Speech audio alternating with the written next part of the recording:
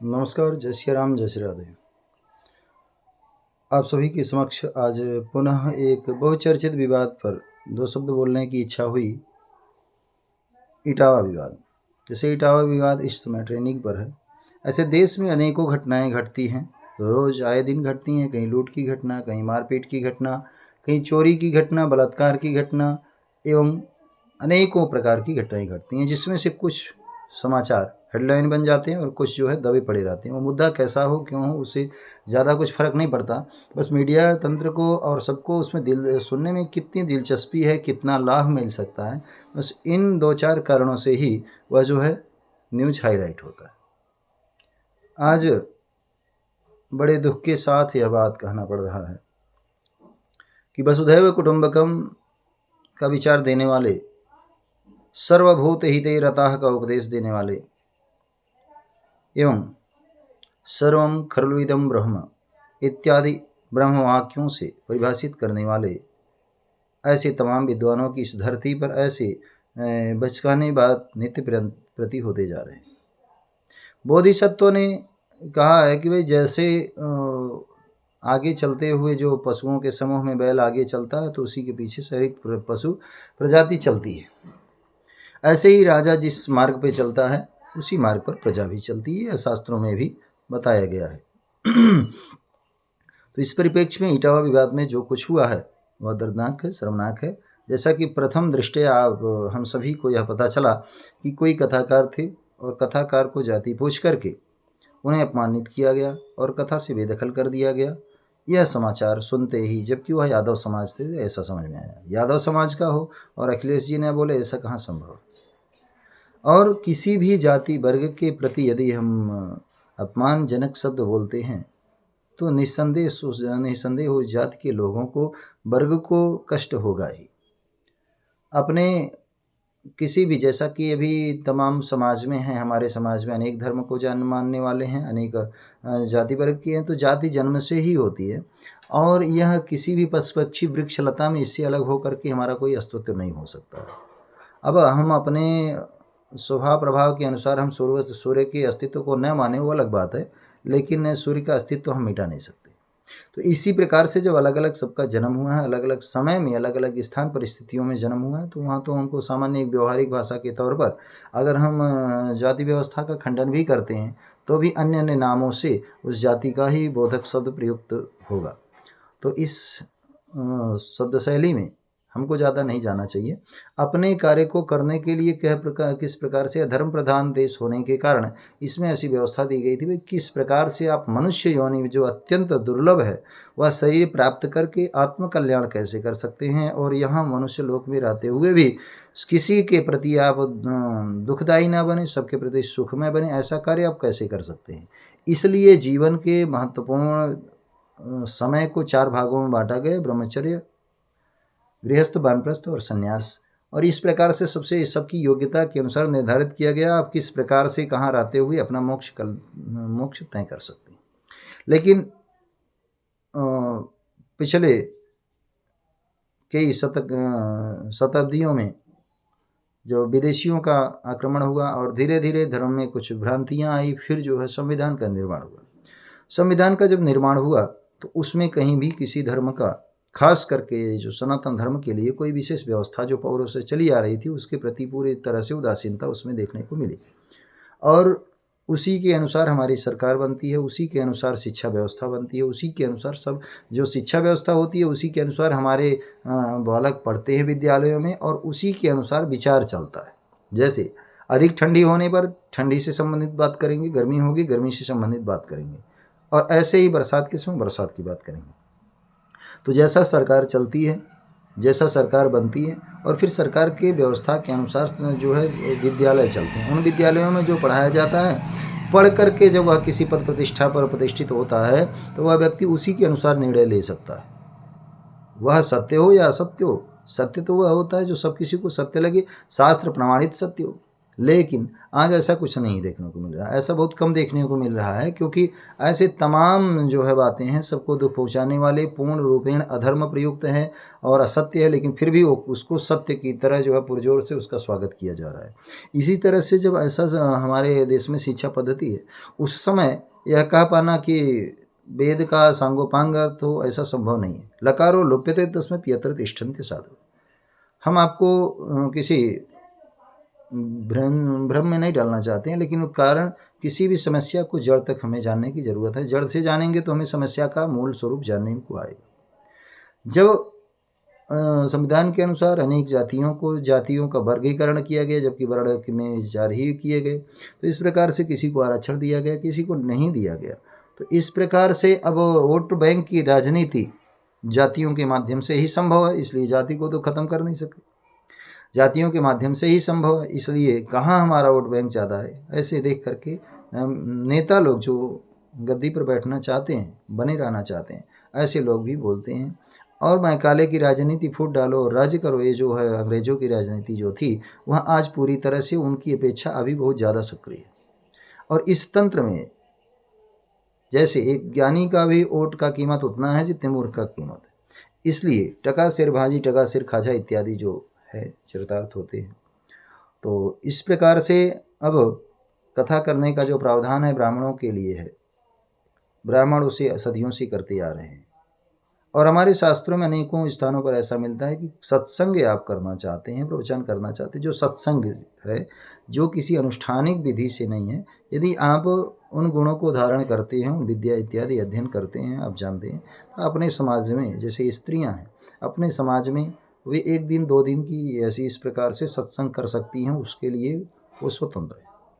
उसके लिए भी अपने कुल मर्यादा में रहते हुए, शास्त्र मर्यादा में रहते हुए प्रवचन इत्यादि अपने कल्याण के लिए आपस में समझने के लिए कह सकते हैं, क्योंकि बोधयन्तः परस्परम कथयन्तश्च माम नित्यम तुष्यन्ति च रमन्ति च इत्यादि पदों से समझा गया है, कहा गया है। माम ही पार्थ व्यपाश्रित्यपि शुः पापियो ने स्त्रियो वैश्यस्तथा शूद्रते अपि यान्ति पराम गतिम। इन शब्दों से यानी कि कोई सुनेगा तभी जानेगा, सुनेगा आपस में पर चर्चा करेगा तभी पाप से तर सकता है। यह सब बात गीता के माध्यम से बताई गई। लेकिन समस्या यहाँ आती है, जो अनुष्ठान की दृष्टि से अपने आत्म कल्याण के लिए यदि कोई किया जाता है तो उसमें कौन गृहीत है। जैसे कोई सरकारी व्यक्ति हो, उससे ज़्यादा अनुभव लेने वाले कोई प्राइवेट व्यक्ति हो, लेकिन जो अधिकृत व्यक्ति है वही वह कार्य कर सकता है। खैर उसमें हमें ज़्यादा नहीं पढ़ना है, लेकिन यहाँ जो सामने चल के आ रही है, अभी कई वर्षों से कोई बौद्ध कथा कर रहा है। बौद्ध कथा के नाम पर केवल और केवल शास्त्रों को, ब्राह्मणों को गाली देने का कार्य किया जा रहा है। इसके अलावा और भी तमाम ऐसे पाखंडी, जिसमें से सब धर्मेतर नहीं है, कितने ऐसे हैं जो सनातन धर्म से नहीं है लेकिन सनातन धर्म की खिल्ली उड़ा रहे हैं। कई ऐसे हैं जिनको धर्म में कोई आस्था नहीं है, लेकिन वो केवल पैसा कमाने के लिए धर्म से जुड़े हुए हैं, कथा से जुड़े हुए हैं। ऐसे में कितने ब्राह्मण हैं और कितने ब्राह्मणेतर भी हैं। ब्राह्मण भी ऐसे हैं तमाम, ऐसा नहीं कहा जा सकता कि ब्राह्मण शरीर से नहीं है। ऐसा तमाम लोग आए दिन देखने को मिलते हैं, जिनसे समाज को बहुत ही क्षति होती है, क्योंकि यदि मस्तिष्क बिगड़ गया तो सब कुछ बिगड़ गया। इसी तरह से जब कथा कहने वाला, जिसको हम सुन रहे हैं, जिनका अपना हम मार्गदर्शक मान रहे हैं, अगर ऐसा कोई व्यक्ति उस पर से गलत कार्य करता है, तो जैसे कि हाल ही में शोर मचा कि मुरारी बापू जी जो हैं वो बिना सूतक मिटाए, बिना सूतक के नियम को फॉलो किए ही कथा कर रहे हैं। तो जैसे कोई महान व्यक्ति जो सम्मान प्राप्त है समाज में, वह गलत करता है, भले ही वह शास्त्र की दृष्टि से अधम हो, पापी हो, लेकिन यदि वह समाज में इज्जत प्राप्त किया हुआ है तो वह जो करता है उसको देख करके प्रजा भी करती रहती है। भगवान भी इसी बात को कहते हैं कि जो है इस बात, जो ऐसा पाप करेगा उसको जिसके माध्यम से वह ग्रहण करेगा। जैसे मान लीजिए हम सत्कर्म जानते हैं, आत्मज्ञानी होने पर भी यदि हम कोई ऐसा कार्य करते हैं जिसको देख करके प्रजा भ्रमित हो रही, तो ऐसा हमें कार्य नहीं करना चाहिए। ऐसा भगवान का निर्देश है गीता के 3 अध्याय में। तो इस प्रकार से तमाम लोग ऐसा कर रहे हैं। कोई बौद्ध कथा कर रहा है, कोई कथा कर रहा है। बुद्ध जी का जीवन तपोमय रहा, इसमें कोई संदेह नहीं। हमें उनके द्वारा निर्मित उनके वक्तव्यों को, उनके उपदेशों को जीवन में उतारने की ज़रूरत है, उनको समझने की ज़रूरत है।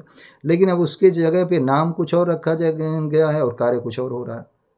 यानी कोई भी वर्ग विशेष का, हमारे चारों तरफ अपने यादव भाई हैं, कोई जो जिस पद का लगता है समयानुसार उनसे व्यवहार किया जाता है। सब में एक भाव रहे, किसी से कोई बैर विरोध ना हो, क्योंकि चाहे ब्राह्मण हो, क्षत्रिय हो, वैश्य हो या शूद्र हो। जिस प्रकार से शरीर में सभी अवयवों की ज़रूरत है, 5 उंगली है, हमारे पास 10 उंगलियां हैं, इस 10 में से अगर एक ना रहे तो उतना जो है कमी दिखेगा। तो यह जो परस्पर एक दूसरे को लड़ाने वाली राजनीति है, कहीं ना कहीं मीडिया के द्वारा ज़्यादा प्रसिद्ध किया जाता है। अभी कुछ ही विगत कई दिनों में हमने देखा है कि कई लोगों के द्वारा कई लोगों की हत्या हो गई है, जिसमें ब्राह्मण ज़्यादा है।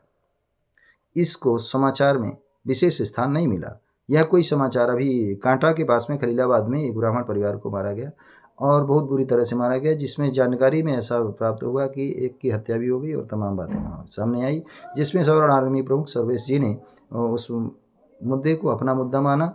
वहीं वो उसी के आसपास अपने सिद्धार्थनगर बस्ती जिले के अंतर्गत ही एक जो है कायस्थ परिवार से, श्रीवास्तव परिवार से हैं, उनके वहाँ जो है ऐसा घटनाक्रम हुआ, उसे भी उन्होंने बड़े प्रमुखता से उनमें बचाव कार्य और जो है पुलिस प्रशासन के सामने अपनी मांग रखी, लेकिन मीडिया में कोई विशेष उसका मुद्दा नहीं हो पाया।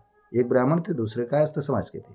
इस प्रकार से अनेक घटनाएं घटती हैं जिसको मीडिया में सही बात पूरा खोज करके सामने लाने की जगह जो मीडिया एक तंत्र है, जो कहीं भी बैठ करके आप उसको सुन करके अपने देश की समाचार ले सकते हैं, उसकी जिम्मेदारी यह होनी चाहिए कि पूरी बात सुन करके समझ करके तब फिर समाज के सामने लाया जाए, जबकि ऐसा नहीं है। बचपन में हम लोग सोचा करते थे मीडिया एकदम 100% सत्य बोलती है, लेकिन ऐसा देखने को नहीं मिल रहा है। यानी कि कहीं भी किसी भी मुद्दे को तोड़ मरोड़ करके जो है प्रेषित किया जाता है और समाज में एक दूसरे से विद्वेष फैलाया जाता है। यदि शुरू से ही यह कहा गया होता कि अभी कई ऐसे हैं कि भगवा कपड़ा पहन करके जो सनातन धर्म से विमुख हैं, सनातन धर्म के खिलाफ हैं, ऐसे लोग जो है भगवा कपड़ा पहन करके साधुओं के वेश में मांग रहे हैं, चरित्रहीनता कर रहे हैं। और जब चरित्रहीनता करते हैं तो पूरा समाज भगवे रंग पर हंसता है कि ये ब्राह्मणों का कार्य है, यह जो है साधुओं का कार्य।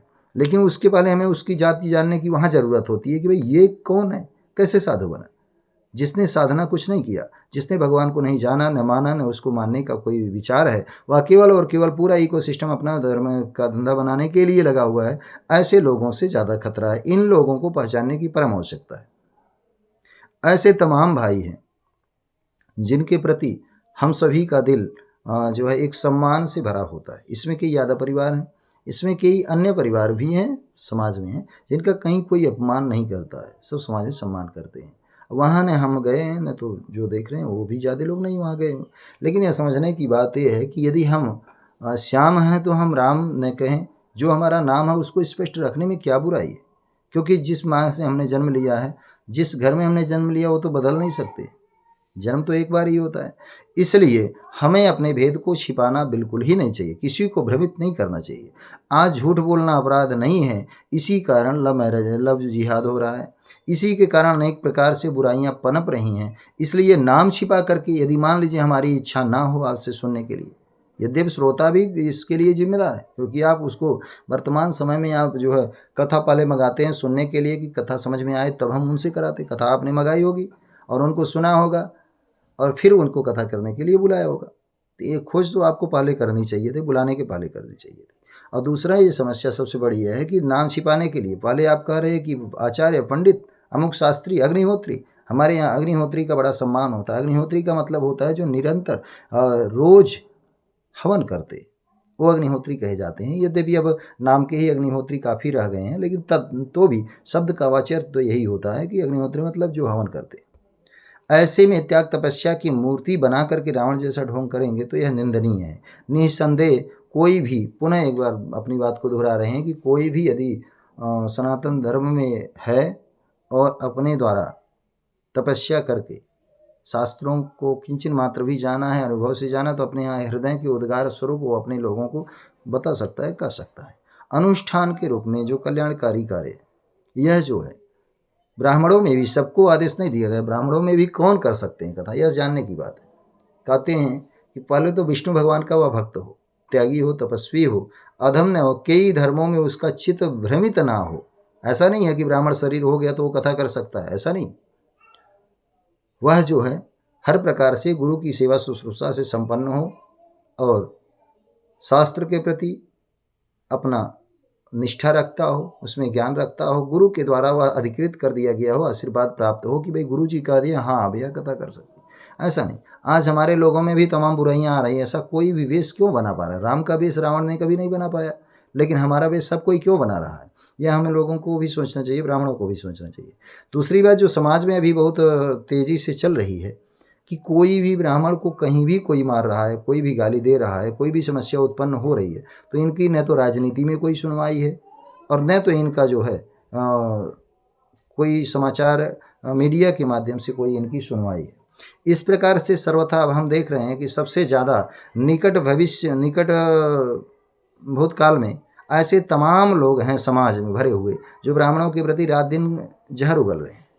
ब्राह्मणों की हत्या होती है, उसका जिम्मेदार 100% वही है, लेकिन सरकार आंख और कान बंद करके उनको देख रही है और उस पर केवल और केवल वोट बैंक की राजनीति होती है।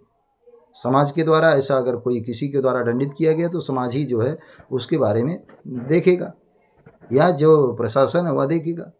उसमें बीच में हम देखते हैं नेताओं की एक शैली होती है कि वह कहीं भी पानी भी पीने जाएंगे तो अपना राजनीति वहाँ घुसा देंगे। यदि कहीं किसी के साथ अन्याय हुआ है तो दूसरे के ऊपर थोपने का कार्य शुरू कर देंगे। अरे भाई, पहला व्यक्ति मर गया है, पहला व्यक्ति को बहुत आघात पहुंचा, एक्सीडेंट हुआ या कुछ भी हुआ, तो वहाँ आप उसकी समस्या को सुने और वहाँ उसकी समस्या का निदान करने का अपने स्तर से प्रयास करें। आप भाजपा वाले कांग्रेस को थोपेंगे, कांग्रेस वाले जो है भाजपा को थोपेंगे और कोई जो है समाजवादी को, कोई किसी को। इस राजनीति के चक्कर में हम देख रहे हैं धर्मशास्त्र छूटा जा रहा है।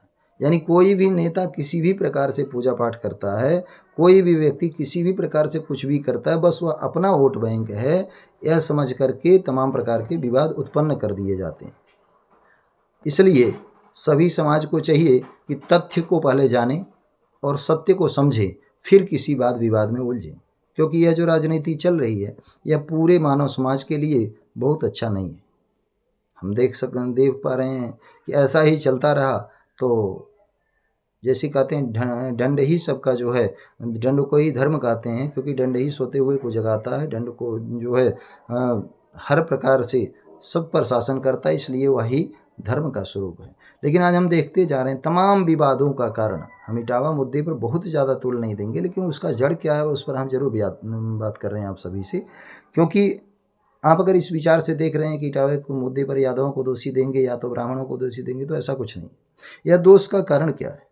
पहला तो यह है जो शिक्षा व्यवस्था है उसमें सत्य को जानने के लिए कोई शिक्षा नहीं, सनातन को जानने के लिए कोई आग्रह नहीं। तो इस प्रकार से जो हम उससे पढ़ करके निकल रहे हैं उसमें ऐसा लगता है कि स्त्री तो सब स्त्री हैं, लेकिन जो स्त्री हमारी स्त्री है उससे जो हम व्यवहार कर सकते हैं क्या सब स्त्री उससे कर सकते हैं? यह सब हमें सोचना चाहिए। या धर्म के मामले में अनेक ऐसे व्यासपीठ पर आसीन हो चुके हैं जो धर्म को पूरी तरह से नष्ट करते हैं, तब तो आप ब्राह्मणों को गाली देते हैं। लेकिन जब कोई ऐसा बात होता है कहीं भी, तब भी यानी चित भी मेरी तो पट भी मेरी। तो इस प्रकार से सभी जितने भी श्रोता हैं सभी मित्रों से पुनः प्रेम पूर्वक आग्रह है, कहीं भी हमें किसी वर्ग विशेष से कोई आपत्ति नहीं है, क्योंकि जब वसुधैव कुटुंबकम कहा जाता है सब परमात्मा का ही अंश स्वरूप है। तो अगर हम किसी को छोटा बड़ा कहेंगे तो वह जो है भगवान की उस वाणी का, भगवान के उस सत्य का जो है मजाक उड़ाया जाएगा। इसलिए कहाँ काम आवे सुई कहाँ करे तलवार, तो कर्तव्य और समय के अनुसार से क्या किसकी योग्यता है वह काम अवश्य करता है। लेकिन सब लोग भगवान की कथा आपस में कहें, सुने, बोधय कथयन्तश्च माम नित्यम तुष्यन्ति च रमन्ति च, अपने आप में कहें, अपने आप में अपना कल्याण का विषय बनाएं। लेकिन केवल और केवल इसको अगर मान लीजिए, आज तो ठीक है, आज तो कुछ अंशों में ऐसे भी विद्वान हैं जिन्हों को 18 पुराणों का अध्ययन है, लेकिन निकट भविष्य में इस तरह से गुण गोबर अगर किया जाता रहा तो पुराण और शास्त्र कोई बचने की संभावना बहुत कम लगती है। क्योंकि जो त्याग तपस्या से इन शास्त्रों का अध्ययन करते हैं और उन सभी को इस समय में अगर अपने परिवार का खर्चा उस धर्मशास्त्र से नहीं निकलेगा, एक ही तो बचा था कि वो अपना जो सामान्य वर्ग के ब्राह्मण है वो अपना जो है धर्म में रहते हुए 2 पैसे की कमाई कर सकते थे, अपने कल्याण के लिए कर सकते थे, अपने परिवार के लिए कर सकते थे। लेकिन इसमें भी तमाम लोग ऐसे मतलब उसमें छिप गए, ऐसे जो है उसमें प्रविष्ट हो गए, जो देखने में तो जैसे लड्डू तो लड्डू है लेकिन उसमें जहर मिला हुआ लड्डू है। तो इस प्रकार से जहर मिले हुए लड्डू के समान सनातन धर्म को खोखला करने का कार्य कर रहे हैं। और जो निरंतर अध्ययन करने वाले ब्राह्मण हैं तपस्वी ब्राह्मण है, अग्निहोत्री ब्राह्मण है, ऐसे लोग जब कुछ बोलते हैं तो उनको सुनने की ज़रूरत पड़ती है। लेकिन नहीं, 2 अक्षर हमने पढ़ा है तो वही सत्य। जैसे आपने अभी सूतक विवाद के संबंध में, मुरारी विवाद के संबंध में आप सभी ने सुना। तो इस प्रकार के अनेक बातें जो है कल्पित, समाज में जो पढ़ नहीं रहे हैं, जो कुछ जान नहीं रहे हैं, जानने का प्रयास नहीं कर रहे हैं, ये सब समाज के द्वारा पूरी तरह से विवाद उत्पन्न किया जाता है। इसलिए विवाद को जो है संवाद के माध्यम से दूर करें। कभी भी देखिए, जंगल से शेर की रक्षा होती है और शेर से जंगल की रक्षा होती है। इसलिए हम सभी एक दूसरे के पूरक हैं, हम सभी एक दूसरे के पूरक है। इसलिए किसी से कोई वैर विरोध न करते हुए, कहीं का भी घटना हो, चाहे अपने देश का घटना हो, किसी प्रदेश का घटना हो, उसको पूरे तथ्यों के साथ जानें और उसमें जो दोषी हों निसंदेह उनको दंड मिलना चाहिए। जो भी दोषी हों, जो भी उसको करने वाले हैं और जो उसको प्रेरित करने वाले हैं, कृत कारित अनुमोदित, यानी जो किए हैं, किसी के द्वारा कराए गए हैं या जिनके द्वारा उसको अनुमोदित किया गया है, ये सभी अगर अच्छे कर्म हैं तो सम्मान के योग्य हैं, और अगर अच्छे कर्म नहीं हैं तो ये दंड के योग्य हैं। इसलिए हम सभी को आपसी वैर विरोध इसमें पुनः नहीं जागृत करना चाहिए, क्योंकि कोई भी वर्ग विशेष को बिना असत्य को जाने किसी से भी द्वेष करने की ज़रूरत नहीं होती है। क्योंकि इस प्रकार से अगर हम द्वेष करते रहेंगे तो हम किससे द्वेष करेंगे, और फिर द्वेष के कारण अपना ही हृदय क्षुब्ध करके अंत में इस लोक में तो दुख भोगेंगे ही भोगेंगे, पर लोक के लिए ही महान दुख को हम न्योता देंगे। इसलिए हमें सत्य को, वह सत्य किसी के पक्ष में हो सकता है, ज़रूरी नहीं है कि हमारे पक्ष में हो, और हमारा तो वास्तव में कोई पक्ष नहीं। अगर हृदय की बात हम अपने कहें तो हमारा तो वास्तविक पक्ष कोई नहीं है। जो शास्त्रीय पक्ष है वही हम लोगों का पक्ष है। इसलिए आपसी वैर विरोध छोड़ करके केवल और केवल यह जो है षड्यंत्रकारियों के षड्यंत्र को समझा जाए, और किसी भी प्रकार का जो बनावटी बना है उसको दूर किया जाए। आप जो हैं वही हैं। आप चंद्रगुप्त नहीं बन सकते, आप चाणक्य नहीं बन सकते, आप भगवान भी नहीं बन सकते हैं, लेकिन आप जो हैं वह आपसे कोई छीन नहीं सकता। इसलिए आप जो हैं वैसे रहिए। और तमाम मीडिया तंत्र, जो तमाम ऐसे कुछ नए चैनल हैं और कुछ ऐसे हैं जिनका कार्य ये है कि समय समय पर जो है पीले मेढक के समान निकल जाते हैं और हर किसी से एक दूसरे से लड़ाने का कार्य करते हैं। ये समय समय पर एक्टिव होते रहते हैं। तो हमें किसी कोई बात को न सुन करके पहले तथ्य को हम विचार करें, और उसके पहले आप जहाँ भी से सुन रहे हैं, आपके आसपास ब्राह्मण भाई होंगे, ब्राह्मण भाई के आसपास यादव भाई होंगे और वर्ग के होंगे, सब में परस्पर वैर विरोध नहीं है, सब में प्रेम है आपस में। तो हमें अपने बगल का देख करके, और जहाँ भी समस्या घटना हो रही है उसको वर्ग की सरकार पर जोर दे करके उसको तथ्यों के साथ जाँच करानी चाहिए, और जाँच होने पर जो भी दोषी हो, यदि सत्य जो है, यदि कोई किसी ने सत्य में अपराध किया है तो अपराध का दंड उसे मिलना ही चाहिए, चाहे वह किसी वर्ग का हो, हमारे घर का ही क्यों ना हो। तो इस प्रकार से उस विवाद को तूल न देते हुए हमें सत्य की तरफ पुनः लौटना चाहिए। क्योंकि जैसे अभी तमाम मिलावटी गायें हैं, तमाम मिलावटी पशु पक्षी बनाए जा रहे हैं, वृक्ष बनाए जा रहे हैं, तो जो हमारे पुराने वृक्ष थे, जो औषधियाँ थी, यदि उनको बदल करके हम किसी में जैसे ट्रांसजेंडर करते हैं ऐसे ही उसको ट्रांसफ़र कर देंगे, तो जो औषधि है उसके गुण होंगे वो कहाँ से हमें प्राप्त होंगे फिर। इसलिए कोई ऐसा न कहें कि जैसे एक गाने में कहीं सुना गया था, ज़िंदगी के तलाश में हम मौत के कितने पास आ गए। तो ऐसा न हो अपना खोज करते करते ही अपना ही हम गड्ढा खोद लें। इन्हीं शब्दों के साथ तमाम विवादों से बचने के लिए हमें आत्म साक्षात्कार करने के लिए, आत्मसंयम करने के लिए हमें अपने स्वभाव को जागृत करके, अपने बुद्धि को जागृत करके उस पर विचार करने की ज़रूरत है। किसी से कभी भी वैर विरोध करने की ज़रूरत नहीं है, और अपराधी किसी भी वर्ग का हो उसे दंड देना परम आवश्यक हो जाता है। जय श्री राम, जय श्री कृष्ण, जय श्री